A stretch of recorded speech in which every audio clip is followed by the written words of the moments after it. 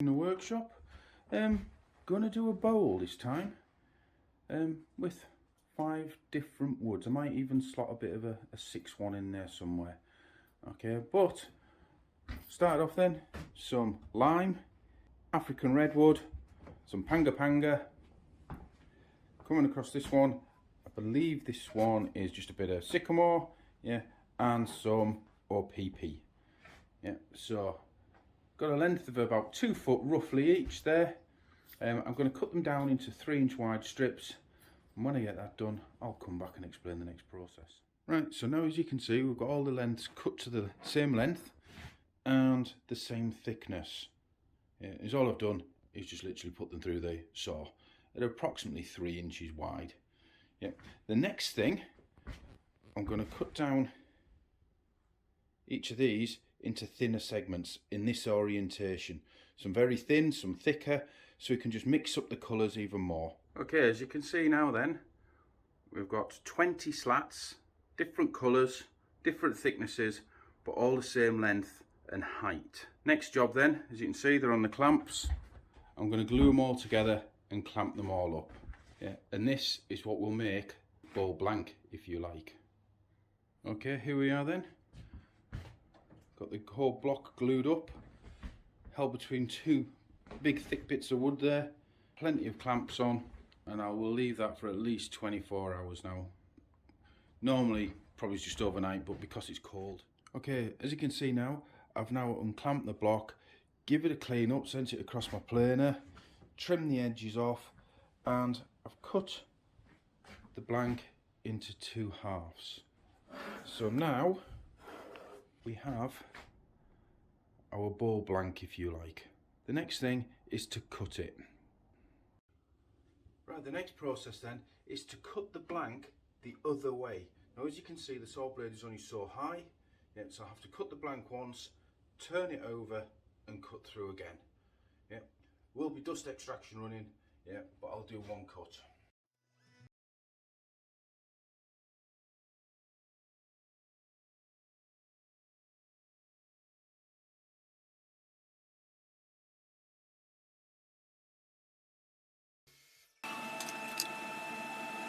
Okay, and we need to repeat this process so we have 5 cut from this block and 5 cut from the other block.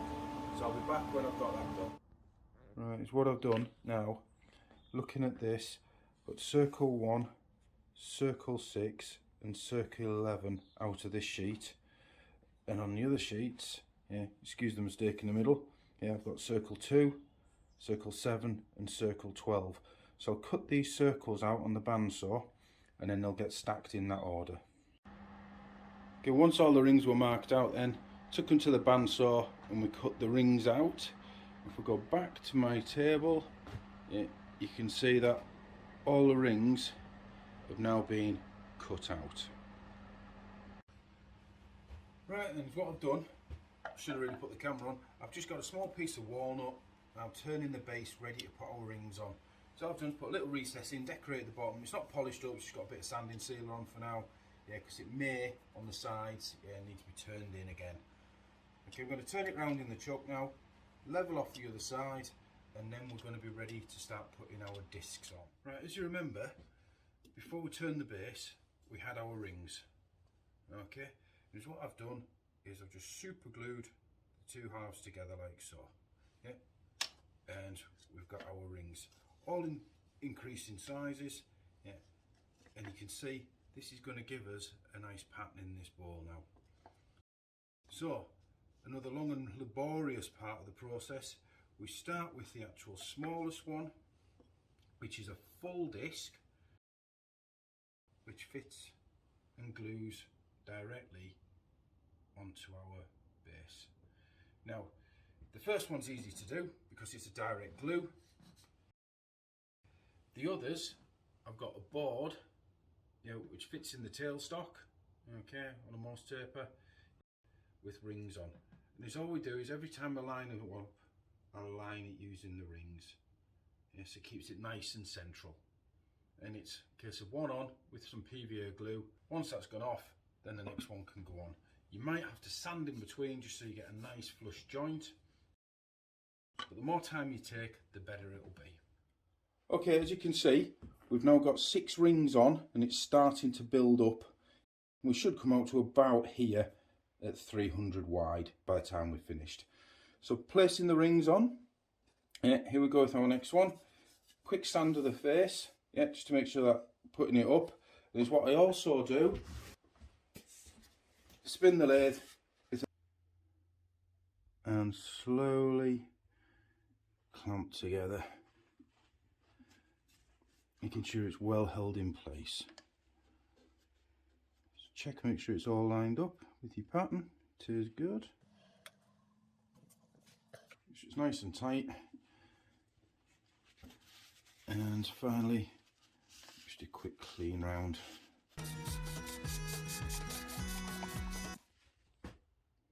Okay, as you can see, plenty more rings to glue on yet. Yeah, so when that comes out, as you can see, that's going to be quite a decent sized ball. Yeah, so once they're all glued on, that's when we can start turning. Looking at doing 2 rings a day at the minute, so it's quite a slow process. That's 1, 2, 3, 4, 5, 6, 7 on, another 8 to go. Fingers crossed I can get it turned this weekend. Yeah, another 3 more discs to put on, 3 more layers. Let the glue go completely hard and then we can turn it. Okay, you can see slightly now how the pattern's coming into it. Okay, but that will come a lot more apparent as we turn it and it's all flat. Okay, as we can see now, we've got all the rings glued on. 14 in the end. I wanted 15, yeah, but as you can see, this one here, yeah, when I glued it up, for some reason, it just buckled, split, so I had to take it off and put the last 2 on. Don't know why it done that. Could be my error, could be cold weather, glue not working, 101 reasons I suppose. So I might just have to put a little lip on the ball. I'll see how it turns in first on the inside and we'll go from there. But my first job, you can see I've got set up here now to turn inside, and it's to come down these here and turn in to the bottom. You can see in the bottom there where I've just hooked the hole out of them solid discs, yeah, to get to the bottom. So I'll start off just by taking them out to find what angle I'm going to go down at and smooth all of those in. Nice sharp ball gouge then. And again, just going to start off just by taking this centre down here, bit by bit, nice and steady, yeah, about 800 revs, not too fast, and we'll see how we get on.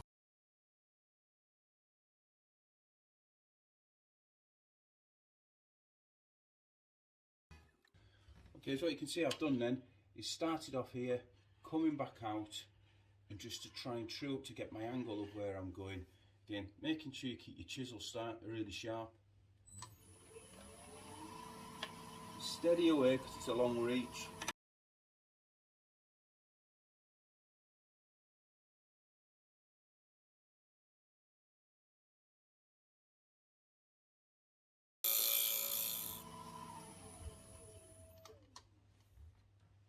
And already we can start to see the pattern coming, even though we've still got to cut these in quite a lot more.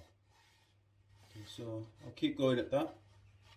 And you can see where I'm going to have to like roll the top out on the here now, where that ring's missing. Not really what I wanted, but opportunity for design change, as they say. As we can see, we're starting to get these, and you can really see the pattern starting to come through now. It's still very rough.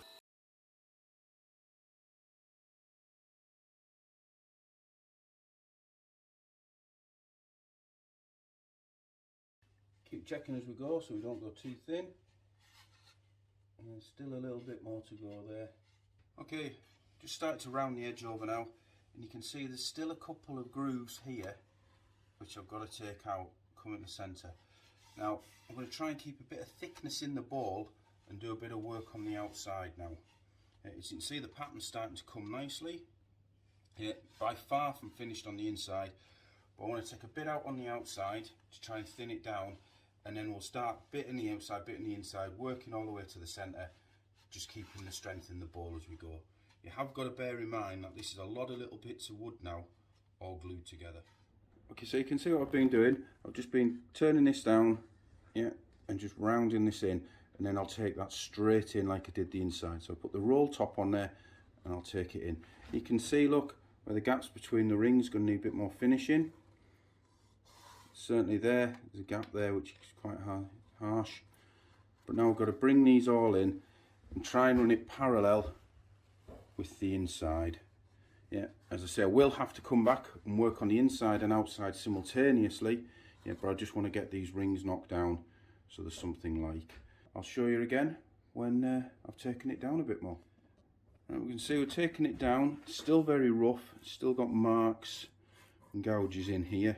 So it's a bit bulbous at the minute. So when I square that off, it should take that gap out there nicely and lead in. We'll probably have to turn a bit of this walnut base out as well, just to line up. Okay. Again, on the inside, I haven't touched it. Keeping the thickness, and then we'll bring it thinner as we go in bits at a time from each side. But you can really see the pattern and the colours starting to come through. Once we get some sanding sealer on it, sanded up, that should look quite nice. And there will be a lot of finishing with the sanding. You just square up this edge a little bit more as well, it's a bit messy. Okay, but on the whole, it's coming together quite well. So now it's just a case of looking for where we've got the gaps here and here.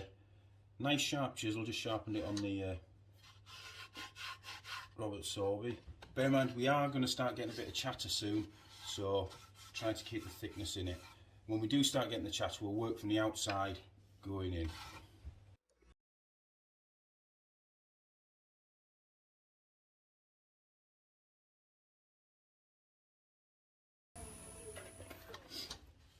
As we're moving, we're just feeling for the lumps as well with your chisel. Yeah, a little one there, and still little glue gaps there which we're trying to get out. Yeah, you can see them more when they're spinning, but you can feel it with your chisel and you just run backwards and forwards. Okay, but the shape's coming nice. Yeah, again, a lot of sanding with this piece when it comes down to finishing. Again, feel with the chisel.